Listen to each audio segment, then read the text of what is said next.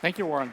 Thank you very much. And well, welcome everyone. Thank you for having me here. I had a wonderful morning with great speeches, and I was triggered by a thing which the Director General, Mrs. Burke, said about the ideal situation in 2026, which is already in 3 years.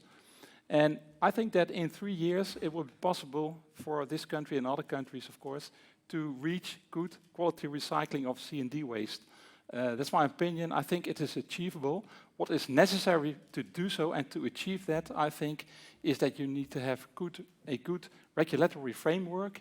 You need to have a good recycling industry, and you have to have a market for the materials which are produced. And if that is settled, then it will be achieved. I will be talking about end of waste. End of waste is one of such regulatory issues that come along with recycling of C&D waste, of course.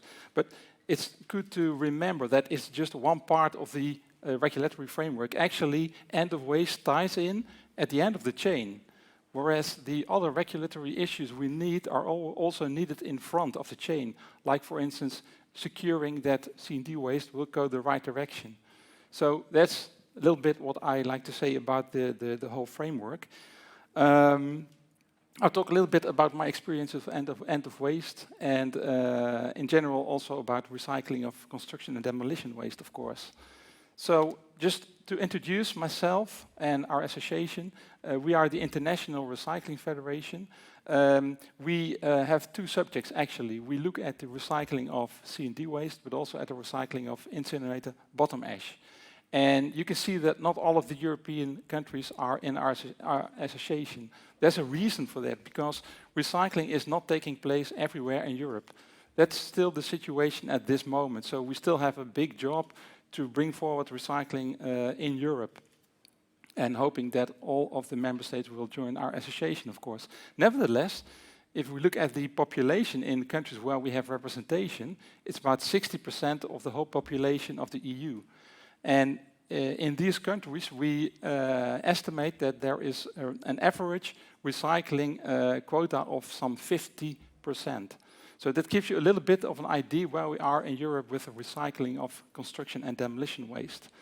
And one of our aims is, of course, our big aim, of course, is to have high quality recycling all over Europe. But one of the other aims is, of course, to disseminate our knowledge and to also assist those stakeholders where in member states who want to develop recycling and to bring this forward. So what we do is, of course, we engage in all policy issues in Europe, all dossiers that are relevant for our industry. For instance, at this moment, we're talking about the revision of the Waste Framework Directive. Such issues we engage in and try to give our view on that.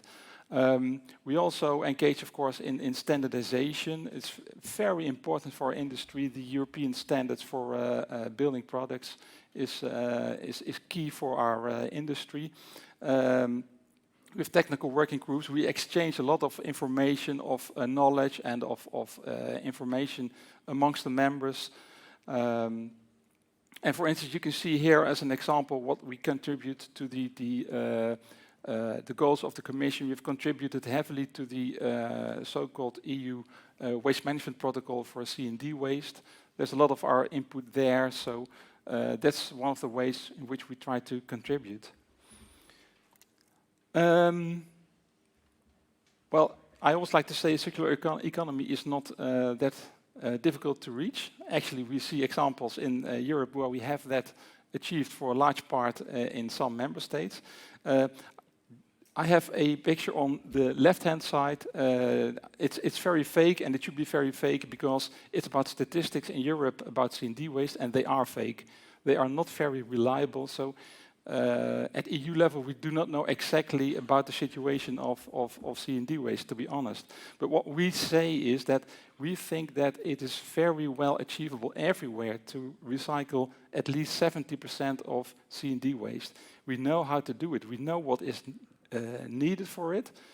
We know how to achieve it. And what we have done is at least we have summarized our knowledge, our experience in a very small document. It's called a 10-step approach for recycling of C&D waste. It's very small. It's not too detailed, but you can see from it that it is achievable and what steps you have to undertake at a member state level. So that's possible. And if you look at the member states where there is a good quality recycling and a matured recycling industry of C&D waste, then you always see there's, let's say, a common approach, and there is a common framework which made that possible. And for instance, there's always this issue about banning the landfilling of C&D waste. Of course, illegal tipping we're not talking about. That should not take place. But banning of landfilling is very important, or very high taxes, just to bring waste to the recycling facilities. Good tracking and tracing of C&D waste is so important. Otherwise, you don't know what you're talking about. And this is the case, like in my the previous slide. We don't know exactly what the situation of C&D waste. You see that asbestos is taken care of. You see that there is a national framework for environmental testing working properly. There's also this issue of quality assurance related to recycled aggregates. And also, I come back to the market issue, the use and application of recycled aggregates somehow is supported, for instance, by prescribing the use in road construction. So if this is not existing in a member state, then the chances are small that recycling and good quality recycling is taking place. If it is, then we know that, okay, these are signs that good quality recycling may be in existence. So that's about the framework. Then I come to the role of end of waste for recycled aggregates. It's a big issue actually in many member states, also on the European level again. But what is end of waste and what role does it take? And I think it's different from country to country. If you look at my next slide, I think is about the situation in 4 member states where there is a end of waste regulation. But it comes from different demands. For instance, if you look in the Netherlands, it has not the role of boosting recycling. It had the role to give clarity about the status of recycled aggregates, which were already used, and there was no problem about that. So it can play different roles. It can play a role of giving trust, of course. It's a label, so clients know, okay, now I can trust it. But perhaps end of waste is not per se needed to give this trust, because you also have in various member states these frameworks for environmental testing, which are also give trust. So different roles in different member states, and also not per se positive. So as I said, in Europe, the European Commission is paying attention to end of waste, also related to construction and demolition waste. There had been a study years ago of the Joint Research Center about environmental criteria. Recently, the Commission has taken the effort of looking into candidates for new European end of waste decrees. So there were several materials in this list, and unfortunately, recycled aggregates, construction demolition waste was not one of the prime candidates. So they are now looking into, for instance, textiles, plastics, etc.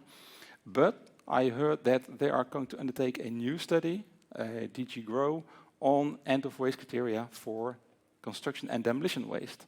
Whatever that may be, because construction and demolition waste is a combination of a lot of materials, of course. So Commission is still working on it. And that's good to keep in mind. So what do we have in Europe? We have 4 member states with a end-of-waste decree regulation.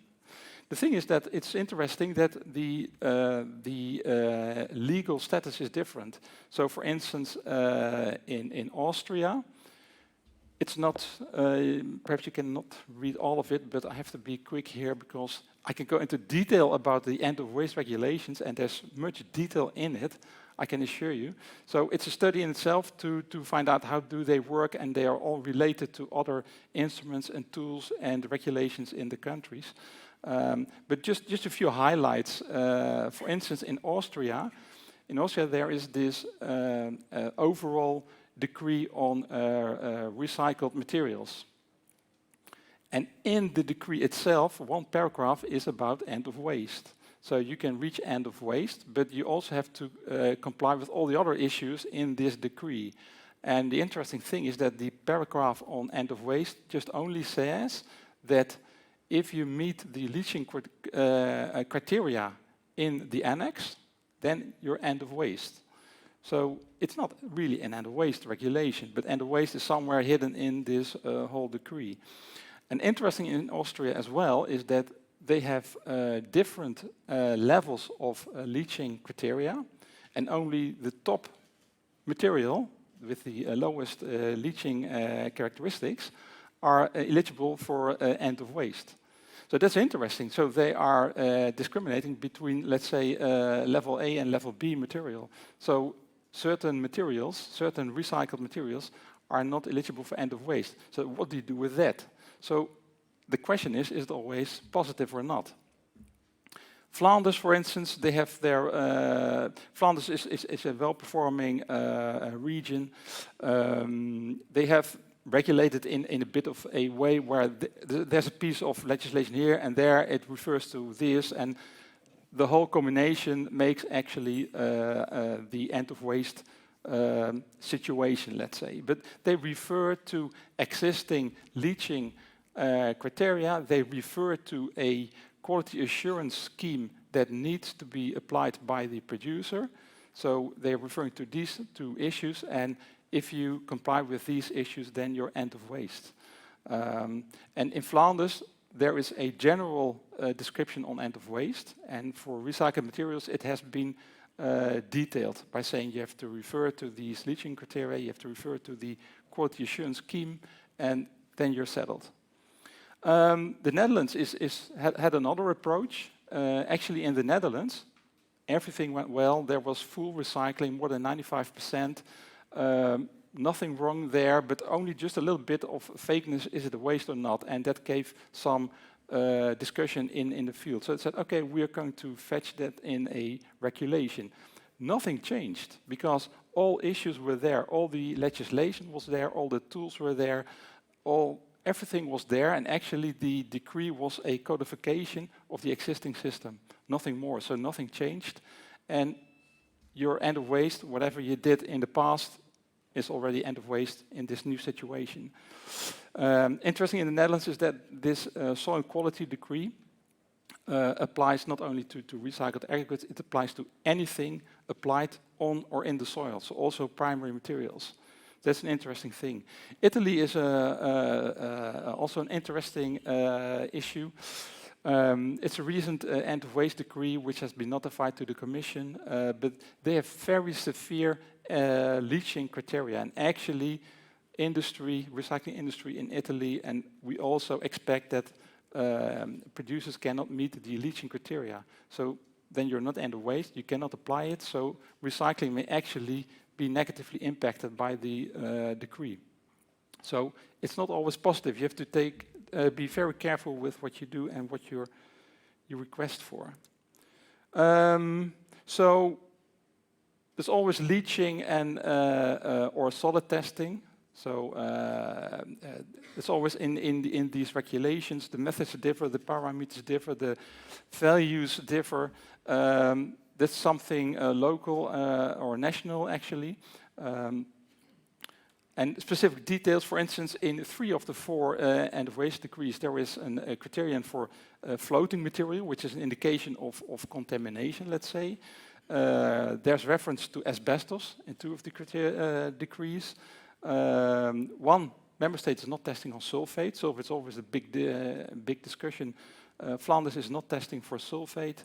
And in the Netherlands, there's this approach on statistical evidence. So you do not test every batch, but you just rely on statistical testing, which means in the end, you have to test less and less and less if all went right in the past. And that may be beneficial. So considering the time, oh yeah, just a few words on leaching. What I'd like to stress is that as far as I know, I've been involved in this topic for about 30 years already. I have not met any instance where the use of recycled aggregates has given rise to environmental problems. So I really can say it's safe to use, but why is it that? Because there is quality working in the chain. There's demolition, which has to be done well. There's waste acceptance at the recycling facility. There's testing at the end of the recycling process. If you apply all these measures, then you can be sure that your end product is sound and safe to use. And this is not me saying this, it is the experience of 30 years in several member states, where the quality of the recycled aggregates is really good.